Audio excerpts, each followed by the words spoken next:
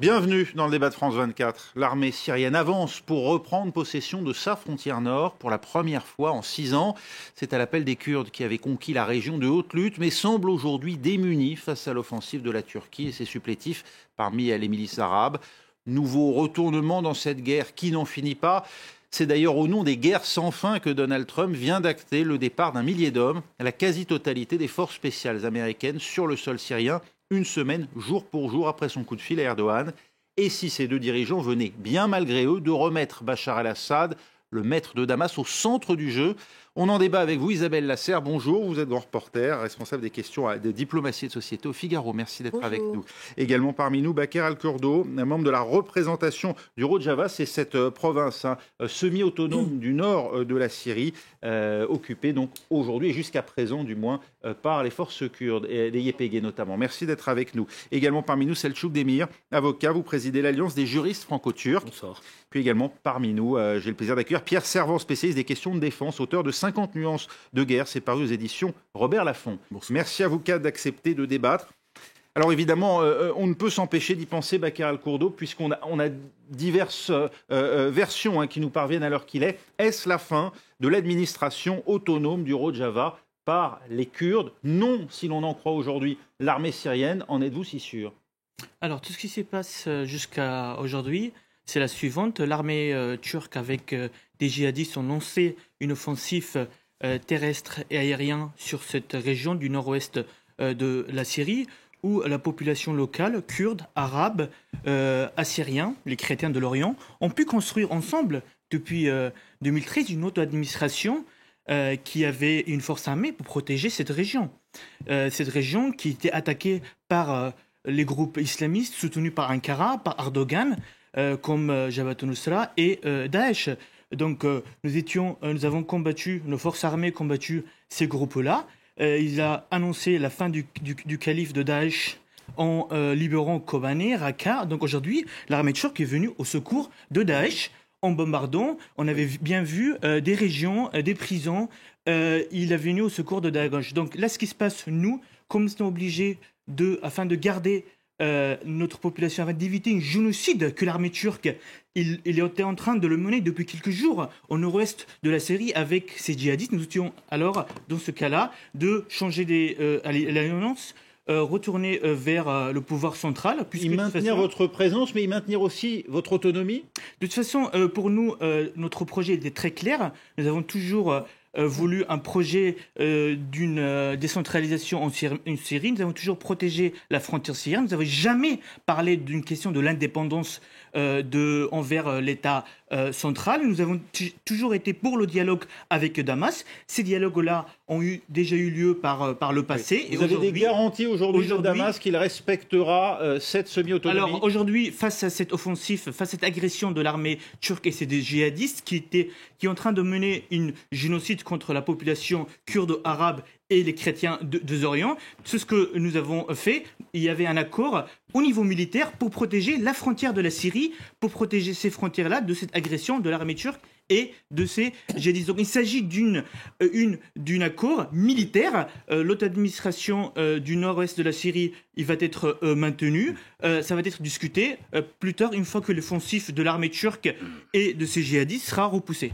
Selçuk Demir, ce Rojava, c'est une province paisible aux portes de la Turquie? Alors, je suis absolument obligé d'intervenir face à la succession d'inepties qui ont été lancées par mon interlocuteur. C'est absolument pas la réalité du terrain.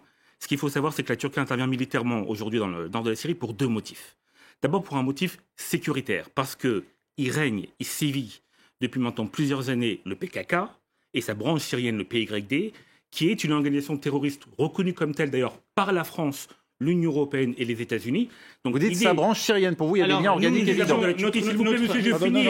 On va laisser cette finir, si vous voulez dire. Nous sommes des Kurdes syriens. Nous sommes n'est pas seulement des Syriens. Vous exprimez sans lien avec le PKK, c'est ce que vous dites. Il n'y a pas de lien avec le PKK. Si la Turquie, il a des problèmes avec les Kurdes de Turquie, il faut le résoudre ce problème-là. Merci. On va laisser Selçuk Demir. Il ne vous a pas interrompu. On va laisser juste Selçuk Demir poursuivre et puis on va laisser également nos autres invités. Les liens entre le PYD et le PKK sont un secret de polichinelle. La CIA le reconnaît, Trump le reconnaît dans ses tweets. Donc là-dessus, il n'y a aucune. Et Damas ne le reconnaît pas et n'en fait pas véritablement son affaire. Damas peut ne pas le reconnaître. Damas est partie à part entière du conflit, donc forcément qu'elle ne le reconnaît pas. Mais Trump lui-même, qui était l'allié justement du PYD, le reconnaît. Donc là-dessus, il n'y a aucune forme de contestation possible. C'est une action militaire qui est un motif de légitime défense pour la Turquie, monsieur, parce que la Turquie se doit d'intervenir. Vous contestez à Damas le droit de reprendre, pardonnez-moi. Non, Bakar Al-Kourdo, s'il vous plaît. Bakar Al-Kourdo, vous aurez l'occasion de revenir. Vous aurez l'occasion d'intervenir tout à l'heure. Selçuk Demir, est-ce que vous contestez au pouvoir syrien et à son armée le droit de reprendre possession de l'intégralité de son territoire, y compris sa frontière avec la Turquie? La Turquie se doit d'intervenir militairement, je l'ai dit, pour un motif sécuritaire, mais aussi pour un motif humanitaire, puisque, comme vous le savez, il y a 4 millions de réfugiés syriens sur le sol turc et que l'idée de la Turquie, c'est d'installer un cordon de sécurité qui puisse permettre à ces civils, à ces réfugiés syriens de regagner la Syrie.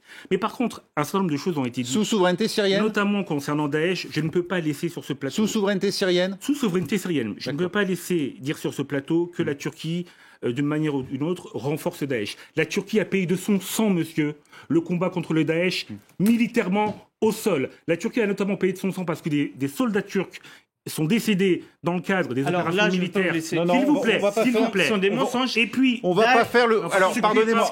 On va arrêter. On va pas faire le débat juste entre vous. On va laisser aussi réagir nos autres invités, mais vous aurez l'occasion de reprendre la parole. Selçuk Demir. Qui est venu, qui non, est Bakar Al-Kourdo, vous n'êtes pas seul sur le plateau, s'il vous plaît. On va vous donner la parole. Vous pourrez réagir aussi. Vous terminez, s'il vous plaît, Selçuk Demir. On passe aux autres invités. Donc, j'ai indiqué que la Turquie avait été intervenue militairement et a largement contribué à la défaite de Daesh, parce que la Turquie est le seul pays étranger à être intervenu au sol militairement contre Daesh et à éradiquer cette organisation terroriste sur des milliers de kilomètres carrés. Et surtout, la Turquie a été la première victime. Vous contestez le rôle des YPG, des attentats de Daesh, parce que notamment... Et des forces démocratiques syriennes dans la lutte contre Daesh. 400 civils ont péri suite aux attentats de Daesh en Turquie. La Turquie a été une des premières victimes de l'action de Daesh. Je ne peux pas laisser dire... Vous contestez le rôle des YPG, des forces démocratiques syriennes dans la lutte contre Daesh? Mais le YPG y a participé, mais la Turquie y a participé. Et il faut le reconnaître. Donc voilà. Isabelle Lasserre. Oui. Aujourd'hui, la situation est celle-là. L'armée syrienne intervient pour, semble-t-il, reprendre possession de cette région. Le fait-elle, ou va-t-elle le faire en respectant cette semi-autonomie de cette région du Rojava qu'ont obtenu les Kurdes? D'après vous, est-ce dans l'intérêt des Kurdes aujourd'hui de faire appel à l'armée syrienne? C'est-à-dire que le problème, c'est que à qui les Kurdes peuvent-ils faire appel, puisqu'ils ont été complètement, littéralement abandonnés par les alliés avec lesquels ils ont lutté courageusement contre Daesh. Donc cette histoire, finalement, en ce moment, commence à profiter à deux personnes, Bachar el-Assad, qui avait déjà gagné la guerre, et son parrain et allié, la Russie, qui l'a soutenu et qui a permis à Bachar el-Assad de se maintenir au pouvoir. Donc il était à peu près couru d'avance que les forces kurdes de Syrie risqueraient de se jeter dans les bras d'Assad. Ça appelle plein de réflexions, mais ça cette situation illustre l'impuissance de la communauté européenne et l'impuissance de la France. De la France notamment. Oui, parce que la France n'avait déjà pas plus beaucoup d'influence politique. Jean-Yves Le Drian ne va pas assister ce soir au match France-Turquie. Il vous a donné d'ailleurs un entretien et vous avez pu le joindre aujourd'hui. Oui, une interview qui paraît demain. Il est très dur sur vis-à-vis de l'intervention turc en Syrie. Il est extrêmement inquiet de la fuite des potentiels des djihadistes et de leur éventuel retour en France et d'éventuels attentats qui pourraient être dans les années qui viennent commis en Europe. Donc il est assez dur, mais en même temps, la France n'a pas beaucoup d'espace pour agir. C'est-à-dire que sa politique syrienne avait été un petit peu... au début, elle était fondée sur des valeurs morales. On pouvait la comprendre. Et puis la diplomatie française n'a pas assez vite shifté quand il était évident que Bachar avait gagné le pouvoir. Et aujourd'hui, le problème, c'est que les gens qui font la politique en Syrie, qui ont de l'influence, sont les gens qui sont sur le terrain et qui ont des forces sur le terrain. Donc c'est l'Iran, c'est la Russie et la Turquie. Pierre Servan, est-ce qu'il faut le reconnaître ? Est-ce qu'il faut l'accepter? Est-ce qu'il faut s'en accommoder ou aller plus loin avec ce qui semble être aujourd'hui un nouveau succès de Bachar el-Assad? Écoutez, c'est d'abord une situation chaotique à laquelle nous assistons. Sur le plan militaire, tous les spécialistes qui suivent la situation sur le terrain et qui ne sont pas impliqués dans les opérations, qui regardent avec un peu plus de recul, disent qu'il y a une situation militaire qui est très volatile. C'est-à-dire ça bouge d'heure en heure, avec deux aspects si on essaye de comprendre ce qui se passe sur le plan militaire. Sur les responsabilités, il y a deux protagonistes qui ne sont pas d'accord, on l'aura remarqué, mais en tout cas sur le plan militaire, la Turquie a bénéficié d'une ouverture créée par Donald Trump, qui a donc ouvert 2 points de passage et qui a envoyé ce signal à Ankara, qui a ce rêve depuis très longtemps, parce que l'administration turque ne cesse depuis des années et des années de dire à l'administration américaine « laissez-nous installer une zone de sécurité là, pour diverses raisons. D'abord pour ne pas permettre à un Kurdistan syrien de se constituer, de s'établir, d'établir un État ou un proto-État.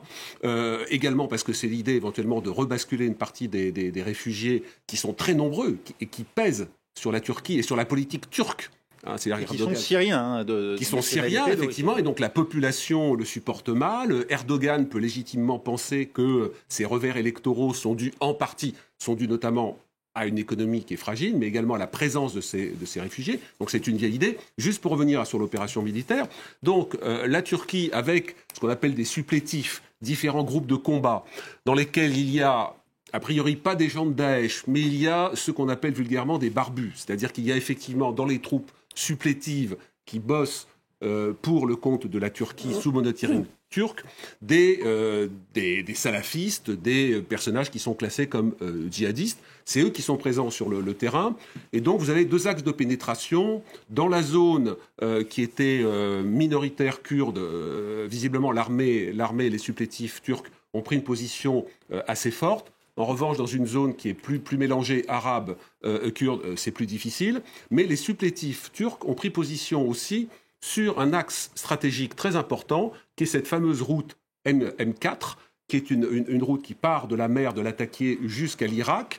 Et ils ont coupé un tronçon, ce qui évidemment empêche les Kurdes et l'armée syrienne de pouvoir faire des bascules d'est en ouest. Face à ça, juste pour terminer la situation militaire, pour que les téléspectateurs comprennent où est-ce qu'on en est, Bachar a lancé effectivement ses troupes en jouant sur les ailes. C'est-à-dire, puisque le centre du dispositif est plutôt occupé par l'armée turque, par les supplétifs turcs, ils essayent de jouer plus à l'est, notamment pour prendre le contrôle du point de passage entre la Syrie et l'Irak, et à l'ouest avec Manbij, Kobané, etc., pour s'insérer dans le dispositif. Juste pour terminer, qu'est-ce qu'on peut comprendre des 2 clans qui sont en train de s'affronter ?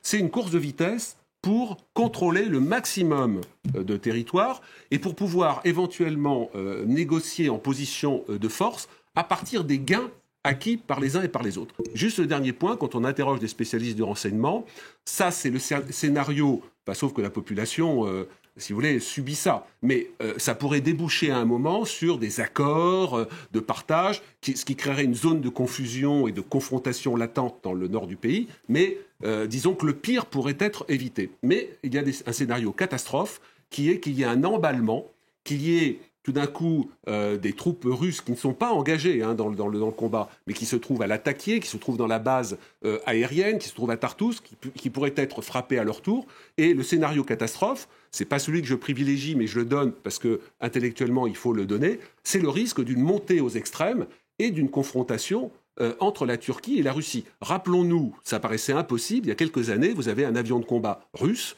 qui a été abattu par la Turquie. Et Vladimir Poutine avait accusé Recep Tayyip Erdogan de faire de la contrebande de pétrole syrien. Si vous voulez, c'est une illustration de la détérioration des relations internationales, même entre des pays qui ne s'aiment pas.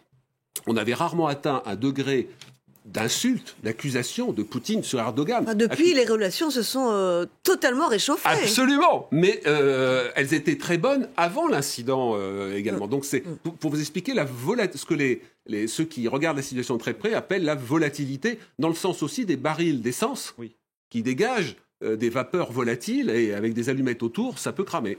Compte tenu de ce qui vient d'être dit à l'instant, je vous interroge évidemment chacun, mais Baker Al-Kourdo, vous contestez, vous, le droit à ces Syriens réfugiés en Turquie de revenir s'installer dans cette région du nord syrien ? Alors d'abord, en fait, le débat, qui agresse qui ? C'est plutôt ça le débat. Oui, mais ça, on peut faire tout le débat là-dessus. Je vous pose la question spécifiquement de ces réfugiés, puisque c'est aujourd'hui l'argument avancé notamment par la Turquie. Alors en fait, tout simplement, cette offensive turque, de l'armée turque avec ses djihadistes, tout simplement, il y a avec ses officiers 200 000 réfugiés, qui sont des populations socio-économiques-là, qui étaient obligés de fuir ces zones-là. Cette offensive est de nouveaux réfugiés, Donc voilà ce que vous dites. Donc cette nouvelle offensive, ça complique la situation, ça amène au chaos syrien. Il y a déjà un chaos. D'où, de notre côté, on a essayé de garder cette région en paix. C'est l'une des régions les plus sécurisées en Syrie. Nous n'avons jamais lancé même une pierre envers la Turquie. Non, pardon, vous vouliez pas que je vous interrompe tout à l'heure, Selçuk Demir, mais laissez, s'il vous plaît. Non, vous le faites pas parce que sinon on arrête le débat. Non, vous le faites pas parce que sinon on arrête le débat. Écoutez, donc vous terminez, puis vous n'interromprez pas Selçuk Demir si vous le voulez bien après. Voilà. Nous n'avons jamais menacé la Turquie. C'était une frontière, nous sommes des Syriens. Dont, à l'intérieur de ces frontières qui est la Syrie, nous avons construit un projet d'une Syrie décentralisée. Nous sommes des Syriens. C'est pas à la Turquie de venir, de nous dire ce que notre vision. Vous n'avez pas de velléité d'indépendance. On a compris, c'est ce que vous dites depuis tout à l'heure. Par rapport à la question des réfugiés, la Turquie, en menant cette offensive à Afrin, il y a en 2018, a généré 1 demi-million de réfugiés. Donc là, on voit bien quoi que la Turquie est en train de vraiment provoquer des déplacements de population, de faire une politique de génocide ethnique, d'opération ethnique contre la population kurde, contre les autres ethnies. Il ne s'agit pas que les Kurdes, parce que là, on parle des Kurdes. Mais vous voyez, l'armée turque, la première, quand il y a quelques jours, il avait mené des bombardements, il avait ciblé une église orthodoxe dans la ville de Terbasipiye. Ce sont ils mènent un génocide aussi contre les chrétiens. Vous voyez, toutes les Arméniens, les rescapés des Arméniens et des Chaldéens assyriens qui étaient rescapés de la génocide en 1915 et qui sont venus s'installer en Syrie. Oui, vous allez répondre dans un instant. Erdogan vient pour continuer ce travail-là que ces ancêtres ont commis. Merci Bacar El-Kourdo. Voilà. On va poursuivre dans la deuxième partie. Un mot, Selçuk Demir. Alors, sur le fait que cette intervention turque crée peut-être davantage, en tout cas, des réfugiés supplémentaires alors qu'elle prétend résoudre cette question. Et puis sur le fait aussi qu'Ankara s'appuierait donc sur des groupes salafistes et djihadistes. Alors, on n'est pas à une réunion du PYD dans le nord de la Syrie, donc j'invite mon interlocuteur à laisser la parole à tout le monde et à l'interrompre. Mais justement, la base de la démocratie. Alors vous avez la parole. Donc la démocratie que vous respectez même pas. Pardon, non, la Turquie ne respecte même pas. On va pas reprendre. Voilà, vous avez la parole, alors s'il vous plaît. Si vous pouvez l'utiliser juste pour développer des arguments, arrêtez Bacar El-Kourdo, ou alors on arrête le débat ici. Merci. Pardon, Bacar El-Kourdo. On va arrêter là parce que sinon il n'y a plus de débat. Selçuk Demir. Oui, alors juste pour répondre un peu à ce qui vient d'être dit. Les liens entre le régime syrien et le PYD, en vérité, ils sont anciens. Je veux dire, le PYD a toujours profité d'un accord tacite avec le régime syrien, avec le régime de Bachar al-Assad, dès le départ. Je vous interrogeais sur les réfugiés que crée l'intervention turque. Oui, mais il nous reste 3 minutes, alors si vous voulez même pas. Et ce qu'il faut également dire, bien entendu, on aura la deuxième partie après. Si en tout cas la Turquie, aujourd'hui, agit militairement, elle l'a dit, c'est pour créer une zone tampon qui, justement, permettra le retour d'un certain nombre de réfugiés. En la créant, est-ce qu'elle n'est pas en train de créer des réfugiés, justement, supplémentaires ? L'idée n'est évidemment pas de créer un chaos supplémentaire à ce qui vient d'être fait, mais justement d'assurer que ces réfugiés syriens qui se sont réfugiés en Turquie... Il y a 160 000 réfugiés supplémentaires en une semaine. Mais ils sont 4 millions en Turquie, monsieur. Oui, mais enfin, donc 160 000 de plus depuis une semaine. Puissent revenir sur les territoires syriens. Pour ce qui est des groupes, des milices arabes sur lesquelles s'appuie la Turquie dans son offensive, y a-t-il des composantes djihadistes parmi ces milices ? La situation, monsieur, est beaucoup plus complexe que ça. Des militants, de quelque obédience qu'ils soient, ont été utilisés par toutes les forces armées, que ce soit les États-Unis contre Daesh, que ce soit le régime syrien. Vous ne dites pas non, donc. Il y a une complexité extrêmement importante dans ces milices qui sévissent ci et là. La Turquie ne travaille pas avec les forces il y a des images extrêmement dures qui arrivent quand même. Elle les combat et évidemment qu'elle tient compte aussi de la réalité du terrain et d'un certain nombre de combattants qui combattent notamment le PYD suite aux épurations ethniques du PYD dans la région. Merci Selçuk Demir. C'est la fin de la première partie du débat, mais on se retrouve dans 2 minutes. Restez avec nous.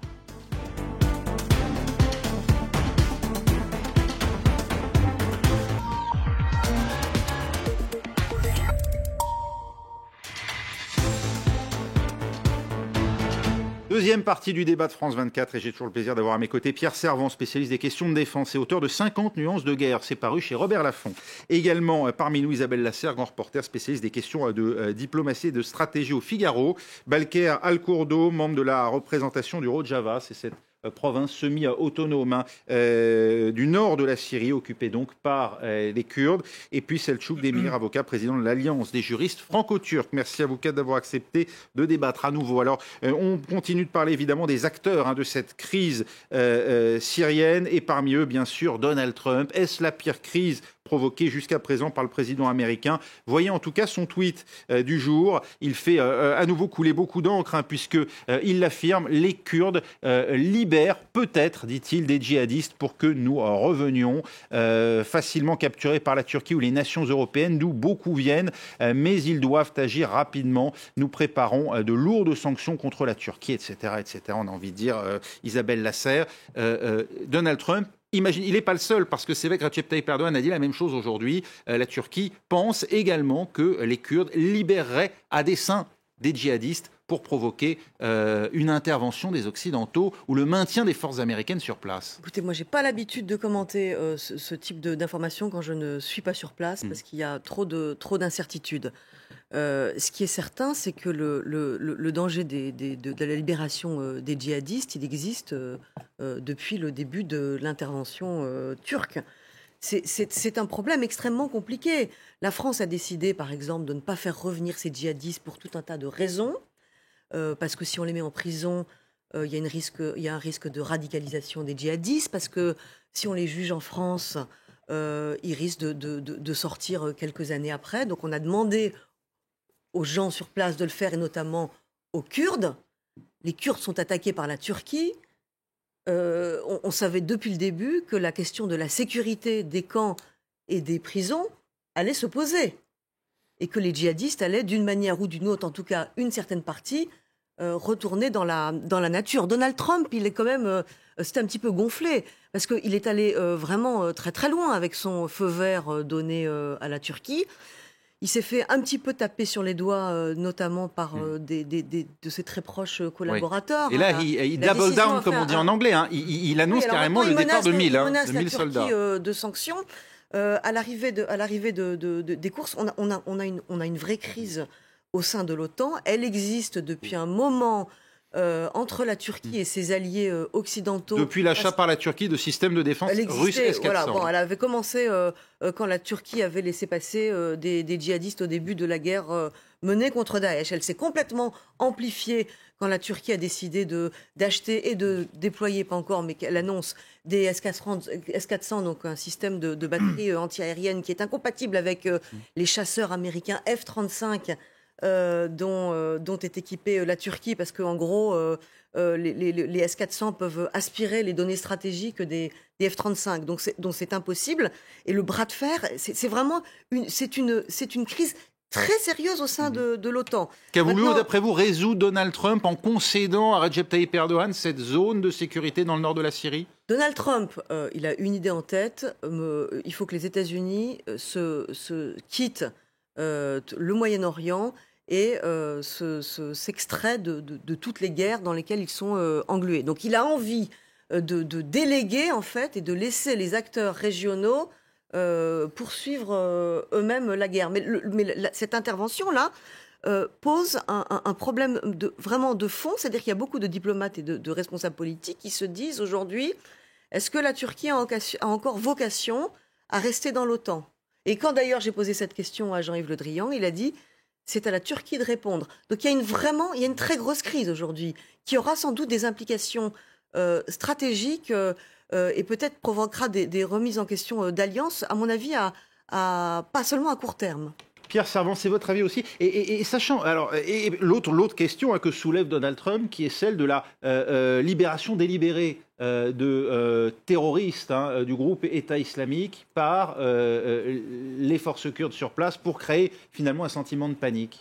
Alors, je vais être doublement d'accord avec Isabelle Lasserre, donc je ne suis pas capable de répondre à cette question parce que je n'ai pas d'éléments ça aurait un sens suffisants.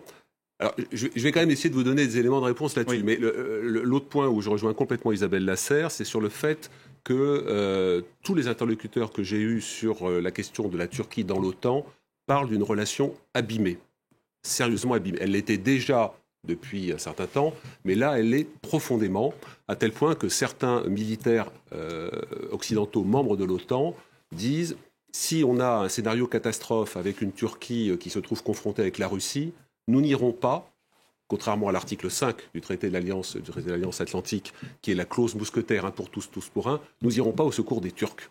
Bon. Donc, je vous rejoins complètement. Il y a vraiment un problème qu'on va voir se développer dans les mois qui viennent. C'est le problème de la Turquie, perçue jadis comme l'enfant chéri de l'OTAN compte tenu de la puissance de son armée et de son position géopolitique, ça n'est plus le cas. Sur votre question... Même chose avec l'Union européenne. Je ne sais pas, peut-être qu'on en parlera après, mais il y a une grosse crise. Non, mais voilà, enfin, cette intervention-là... Voilà. Deuxième point, puis je viendrai quand même à votre histoire de djihadistes éventuellement relâchés. Le deuxième point important, c'est que c'est certainement dans la gamme des conneries de Donald Trump, j'utilise le terme, le haut de gamme. C'est-à-dire c'est vraiment ce qui provoque un choc généralisé où se mélangent des tas de choses. D'abord, une honte absolue pour les militaires américains avec qui j'ai pu être en contact, en disant, si vous voulez, le fait d'avoir une position morale en politique, etc., parfois c'est difficile. Mais pour les militaires, quelle que soit leur nationalité, le concept de frères d'armes, c'est quelque chose de fondamental. Vous ne trahissez pas les frères d'armes.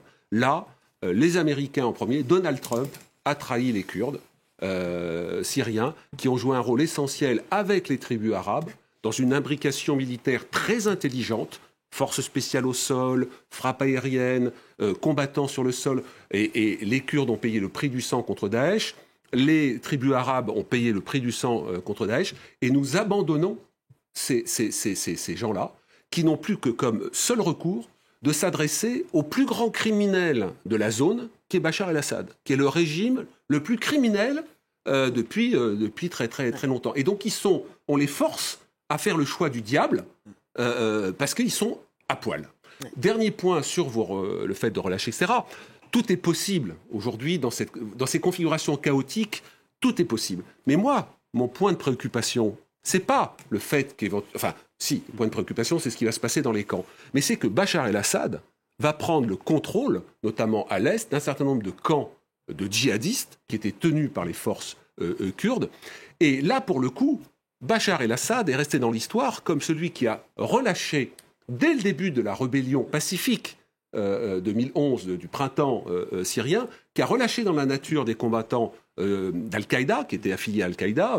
Daesh n'était pas encore prépondérant sur le terrain. Pourquoi ? Pour faire peur aux Occidentaux, dont certains disaient il va falloir peut-être armer la rébellion parce que les troupes de Bachar el-Assad tirent à balles réelles dans les manifestants désarmés. Il y avait déjà les questions de morale qui étaient positionnées à ce moment-là. Et Bachar a libéré les djihadistes, parce qu'à ce moment-là, on a vu apparaître en Occident ceux qui disaient « Non, oh là là, n'armez pas la rébellion anti-Bachar, car ces armes vont partir chez les djihadistes qui sont nos ennemis. » Vous voyez, eh bien, là, vous aurez des constructions de ce type. Et dernier point, le grand chantage d'Erdogan, c'est de dire j'ai 3,5 millions, 3,4 millions, 3,6 millions, mais c'est beaucoup pour la Turquie, honnêtement. Chantage vis-à-vis des Européens en disant j'ouvre les vannes. Voilà, si vous ne payez pas, et si vous ne reconnaissez pas la justesse de mon combat, j'ouvre les vannes. Il ne le fera pas. Il ne le fera pas parce que l'essentiel, d'abord, une question d'argent, il est dans une situation économique fragile et il reçoit beaucoup d'argent des Européens, mais aussi parce que Erdogan se positionne comme le chantre du monde sunnite face à l'Arabie saoudite. Les Arabes, ce ne sont pas les Turcs, c'est deux choses différentes. Mais Erdogan se positionne comme étant le phare de l'islam. Donc il ne peut pas manquer de solidarité envers d'autres. Et l'essentiel des réfugiés, c'est à 90%, Isabelle, je pense, 90% des musulmans. Et donc je ne pense pas qu'il relâcherait. C'est pour ça aussi qu'il a besoin de cette bande, non seulement pour encercler le Kurdistan, pour empêcher le Kurdistan d'exister, mais aussi effectivement pour rebasculer des réfugiés qui ne demandent pas du tout à aller là. Ils ne sont pas du tout de ce coin-là. Donc là, on aurait des problèmes de changement ethnique qui seraient très graves. Tout ça pour dire que, si vous voulez, Donald Trump restera dans l'histoire, je ne sais pas jusqu'où ça va aller, comme un chef d'État américain calamiteux. Et dernière chose, c'est que comme il montre qu'il ne réagit pas au fait que des troupes américaines ont été menacées dans les heures qui viennent de se dérouler, etc., vous avez aujourd'hui un signal international pour dire, comme à l'époque d'Obama, il n'y a personne dans l'avion de combat américain. Donc les enfants, c'est open bar pour tous ceux qui veulent faire la guerre, prendre des positions militaires, etc. Donc ça n'est que le début d'un nouveau chaos en Syrie, mais vous en aurez d'autres derrière, parce que tant que Donald Trump est en campagne, il n'y a plus d'Américains, et l'administration américaine, la diplomatie et les militaires en sont malades. Ouais. Je crois que même si Donald Trump s'en va, je pense que Barack Obama, plus Donald Trump, la parole américaine est abîmée pendant des années. Pour très longtemps. Selçuk Demir, jusqu'où la Turquie est prête à aller, quitte à s'éloigner de l'OTAN dans sa capacité à redessiner finalement peut-être pas les frontières, mais en tout cas la composition des populations frontalières en Syrie. La Turquie ne compte pas recomposer Ça n'a pas été le cas à Afrin. les dynamiques ethniques qui existaient en Syrie depuis Il n'y a pas eu de modification du tout à Afrin. Plusieurs années avant la guerre civile. Ce qu'il faut dire, et c'est important de le dire, c'est que dès lors que le YPG s'est renforcé dans le nord de la Syrie et qu'il y a eu notamment des déplacements de populations forcées, des populations arabes, des populations chrétiennes, des populations turkmènes de ce nord de la Syrie, c'est pas moi qui le dis, c'est Amnesty International qui parle de nettoyage ethnique de la part du YPG, dès lors qu'on a voulu homogénéiser ethniquement de la part du YPG cette région de la Syrie, la Turquie en effet a cru bien faire en essayant justement de rééquilibrer un peu les choses telles qu'elles existaient avant l'intervention du YPG dans le nord de la Syrie. Mais ce qui doit également être dit par rapport à cette question des prisonniers de Daesh. Vous savez, ce chantage aux prisonniers de Daesh de la part du YPG, il existe maintenant depuis plusieurs mois. Il y a eu des libérations de prisonniers djihadistes sous la responsabilité du YPD par le YPD, parce que le YPD notamment l'utilise comme arme de chantage une fois contre Assad, une fois contre les États-Unis, une fois contre la communauté internationale. Et ça fait plusieurs semaines que les dirigeants du YPD indiquaient qu'ils ne pouvaient plus faire face aux 10 000 prisonniers djihadistes qui se trouvent actuellement sous leur contrôle. Justement, un des objectifs de la Turquie, à travers cette intervention militaire, c'est d'assurer complètement le contrôle de ces prisonniers djihadistes. Lorsque les frappes touchent des prisons et permettent la fuite de djihadistes. Non, ça c'est les informations qu'on vous donne. Et sur le terrain, la réalité est tout autre. Ce qu'il faut également dire, et c'est très très important, il y a un protocole qui s'appelle le protocole Cazeneuve entre la France et la Turquie depuis 2014. Et la Turquie coopère militairement au niveau de ses services de renseignement parfaitement avec la France et a livré des centaines de djihadistes membres de Daesh à la France. Ça montre quoi ? Il n'y a pas une porosité de la frontière. On n'a pas laissé à une époque des djihadistes. Monsieur, il y a 900 km de frontières. Il y a 900 km de frontières dans un contexte de chaos. Comment voulez-vous contrôler 900 km de frontières et notamment repérer à travers les réfugiés qui y passent si celui-ci est djihadiste, si celui-ci est communiste ou si celui-ci est de telle opinion ? C'est absolument impossible. La réalité du terrain, elle est tout autre. Et il faut saluer à cet effet-là cette volonté de la Turquie justement de mettre sous contrôle ces prisonniers de Daesh qui sont en effet aujourd'hui dans une relative situation de fragilité parce qu'à tout moment le YPG peut les relâcher dans la nature. Ce retrait américain, c'est une opération humanitaire, quoi. Non, ce n'est pas une opération humanitaire, c'est une opération sécuritaire qui est destinée, madame, notamment à mettre sous contrôle les terroristes de Daesh qui d'abord et avant tout mènent leurs actions en Turquie. Ce retrait américain, il vous rapproche de l'OTAN, paradoxalement ? Est-ce que vous sentez davantage, finalement, en adéquation, en phase avec les États-Unis, avec ce retrait américain et en phase avec l'OTAN ? Mais vous savez, les raisons pour lesquelles la Turquie a tendance à critiquer l'OTAN et les pays membres, c'est qu'il y a un double discours de la part d'un certain nombre de pays européens qui est absolument inacceptable. Et quand, par exemple, le président Macron, en janvier 2018... Quand Recep Tayyip Erdogan menace de relâcher 3 500 000 personnes...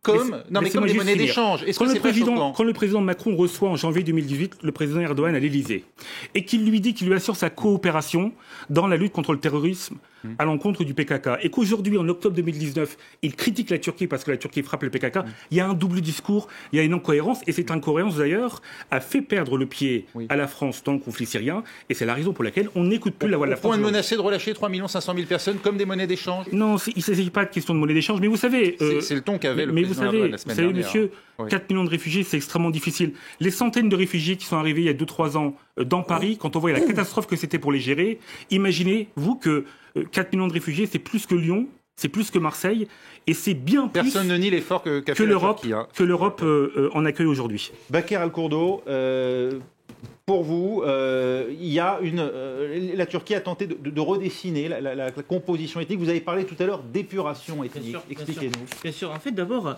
vous savez, quand notre région est attaquée, combien nous avons payé ? Nous avons payé 11 000 jeunes, 11 000 hommes et femmes. On a donné la crème de notre jeunesse pour lutter contre Daesh et ne sera que la Turquie l'a soutenu. La frontière de la Turquie a été le passoire pour que tous les djihadistes puissent venir. Donc d'abord, ça c'est le premier point qui est très important par rapport au prix qu'on a donné, le prix du sang qu'on avait donné pour lutter contre Daesh. Mais la Turquie, on a également payé le prix, monsieur. 11 000 morts. Attendez. 11 000 morts contre plus que 30 000 blessés, gravement blessés. Vous voyez, des handicaps. Alors là, la Turquie. Alors, pourquoi la Turquie, elle avait bombardé ces prisonniers-là? Pour mener le chantage contre les Européens. Pour faire peur aux Européens. Le pouvoir syrien, l'armée syrienne n'a pas de volonté de redessiner les composantes ethniques des grandes villes aujourd'hui détenues par les Kurdes. Vous êtes certain qu'à Manbij demain, qu'à Kobané, l'armée syrienne ne va pas tenter elle aussi de modifier la composition ethnique de ces Écoutez, on a vu des exemples très concrets dans l'histoire que la Turquie a fait. La génocide arménien, le génocide syriaque contre la population chrétienne. Et on a vu l'exemple de Afrin qui est un exemple très concret que la Turquie a mené. Vous avez des garanties du pouvoir syrien qu'il n'y aura pas de modification? Nous avons conclu un pacte. Ce accord-là, c'est au niveau militaire. C'est pour défendre la frontière de la Syrie de cette invasion de la Turquie, de cette revendication de la Turquie. Erdogan lui-même, il le dit, pour nous, la Première Guerre mondiale n'est pas terminée. On veut tout simplement prendre ce territoire-là pour l'annexer à la Syrie. Donc je vous parle de la Syrie, justement. Vous faites davantage confiance aujourd'hui à Bachar el-Assad et à Vladimir Poutine qu'aux États-Unis et à l'Europe? Mais écoutez, la question, c'est simple. Avec la coalition, nous avons un travail. Avec la coalition internationale, nous avons fait un travail. Voilà, un travail qui a commencé en 2014. Ce travail-là, pour nous, n'a pas été achevé. Nous regrettons que ces décisions de Trump, puisqu'il y a encore des cellules dormantes de Daesh à des réseaux à Raqqa. Et donc, cet retrait américain, ça a permis à quoi? Ça a permis que, finalement, la Turquie vient au secours de Daesh, que c'est donc aujourd'hui, vous faites davantage confiance à Bachar el-Assad et à Vladimir Poutine qu'à Donald Trump et aux Européens? Pour nous, non. Ce qu'il y a, c'est que nous avons toujours des bonnes relations avec les Européens. Nous saluons la position de la France, qui avait, et l'Union européenne, qui avait condamné cette invasion de l'offensive turque. La France qui a essayé de jouer un rôle important pour essayer de stabiliser cette région-là. Pardon ? C'est assez. Alors, c'était pas assez pour que on laisse la Turquie parce qu'il y a eu une décision de Trump. Donc, face à cela, nous étions obligés de, comme j'avais dit, Vous leur faites confiance au pouvoir syrien et à la Russie? Alors, en deux mots. Nous avons toujours été... En deux mots. Non, pardonnez-moi. Alors, non, mais là, vous allez pas me dire ce que je vais dire. Ce que vous allez me dire... Nous avons nos forces armées en faisant confiance à nos forces armées qui sont toujours là. Et ce pacte-là, comme j'avais dit, il s'agit d'un pacte purement militaire pour empêcher l'invasion de l'armée turque. Merci, et pour éviter une massacre de nos populations. C'est surtout ça, c'est deux objectifs. Vous vouliez dire un mot? Oui, pour bien comprendre, je crois qu'on peut comprendre votre embarras, votre difficulté à répondre à la question, parce qu'en fait, vous êtes acculé, vous êtes coincé. Et je pense que le régime de Bachar va vous faire payer cher le fait de l'avoir fait lanterner ou d'avoir choisi une autre option, puisque, en fait, pendant très longtemps, les Kurdes ont gardé des contacts avec Damas, des liens avec Damas, et même sur certaines opérations, des combattants kurdes ont pu aider même les forces de Bachar. Donc ils ont gardé le fil. Mais après, il y a eu une option qui a été prise qui était légitime et logique, c'est-à-dire de dire on choisit le camp occidental, on choisit les Américains, c'est de leur côté qu'on aura un appui diplomatique après, un appui pour la reconstruction. C'est là où la faute de Trump est absolument énorme, parce que les Kurdes sont rebasculés du côté de Bachar, qui leur fera payer parce que les Alaouites ne supportent... Il y a la Russie aussi. Alors, il y a la Russie aussi, on parle de grande puissance. C'est vrai que... D'accord. Là, il s'agit aussi de cette... Voilà, et je comprends que, effectivement, vous dites que les Russes vont tempérer, vont calmer Bachar. Mon analyse, moi, depuis un bout de temps, c'est je pense que Poutine n'arrive pas à maîtriser... Poutine n'a jamais eu aucune influence sur Bachar el-Assad. À chaque fois qu'il a essayé de le ramener à plus de modération, il a lamentablement échoué. Oui, Poutine est à la fois un vainqueur de la situation, quelqu'un qui sort par le haut, mais qui est extrêmement embarrassé par son allié Bachar, et des Iraniens qui sont vraiment complètement en soutien des Alaouites et dans un projet stratégique qui est différent. Le projet stratégique de Poutine, et je comprends bien que vous puissiez dire, bon, on a... C'est la population qui compte, c'est le protège de notre population qui est en train d'être génocidée par l'armée turque et ses djihadistes. Alors, attendez, pour nous, c'est la priorité. Pour terminer sur ce point sur les ambiguïtés... Donc voilà, nous sommes obligés de faire changer des alliances. Non, on a compris que vous n'étiez pas d'accord avec ces termes, et le but n'est pas de reprendre ce débat. Le problème de Poutine, c'est que Poutine voudrait déboucher sur une résolution politique globale du conflit, puisque lui, ce qu'il veut, c'est maintenir ses bases durablement, virer les Américains de Méditerranée, et il a besoin d'accords politiques. Or, Bachar, les Alaouites ne conçoivent pas l'altérité, parce qu'ils viennent d'une histoire tourmentée où ils étaient la lie de l'islam, ils ont été persécutés, etc. Ce sont les Français qui ont fait sortir les Alaouites de l'obscurité quand les Français avaient le mandat sur la Syrie et le Liban, et ont proposé aux Alaouites de rentrer dans la nouvelle armée syrienne pour trouver l'honneur de l'uniforme. Ça s'est terminé par un coup d'État d'Hafez el-Assad, qui avait compris aussi que chez les Français, il y avait un personnage qui s'appelait Bonaparte, et que finalement, quand on avait des épaulettes de général, on pouvait prendre le pouvoir. Et donc, Poutine est à la fois vainqueur, et en même temps, il n'arrive pas à amener Bachar el-Assad à récipiscence, et les Kurdes risquent de payer les pots cassés comme ils l'ont payé de l'autre côté, ce qui est tragique. Merci Pierre Servan, c'est la conclusion. Merci également à Selçuk Demir, à Baker Al-Kourdo et à Isabelle Lasserre d'avoir bien voulu débattre.